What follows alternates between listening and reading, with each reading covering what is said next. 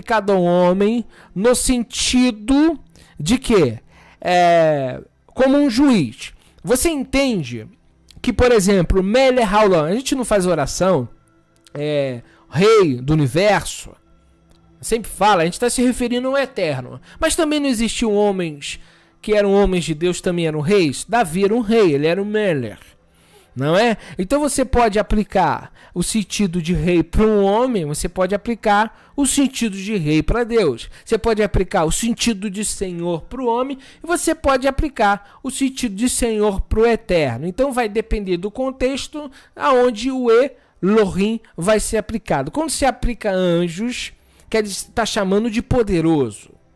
Então, existem pessoas poderosas. Quando você diz aquela pessoa é poderosa, isso existe? Existe na vida real. Um juiz é poderoso? É poderoso, ele tem poder.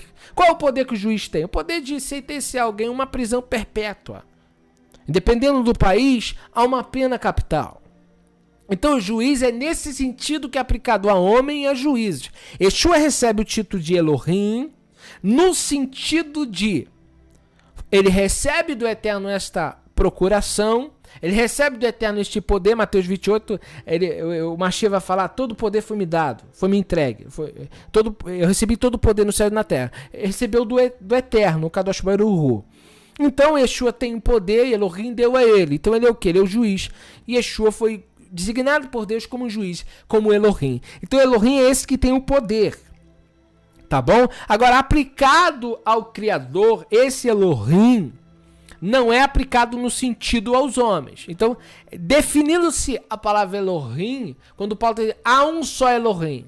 Então você observa que o juiz também é Elohim. Então Paulo está falando no sentido pleno. Quando você aplica o sentido pleno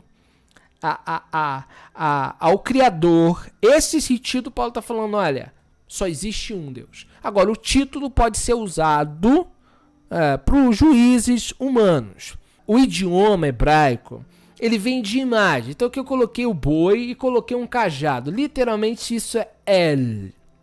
Força, direção, governo. A força que governa. Tá? Então, a palavra El é a raiz de Elohim. Então, o significado de Elohim é força, governante, revelada, trabalho sem fim. Então, quando você aplica Elohim, é o quê? Ele é o poderosíssimo, o poder ilimitado, o poder que não pode ser medido, a força que não pode ser medida.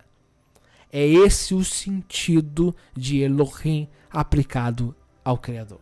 Quando se aplica ao homem, literalmente é simplesmente força, poderoso.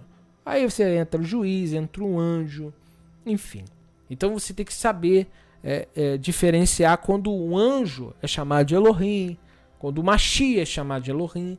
Porque se você pega Deus, é supremo, aí você chama Jesus de Deus, só que você não entende isso que eu estou acabando de explicar. Aí você aplica o sentido pleno ao filho. E é aqui que está a questão. Então, a expressão Deus depende para quem está sendo aplicada. O que o Moisés está falando para o povo? Olha, o Elohim, o nosso Elohim, a nossa força que governa, é Yahweh.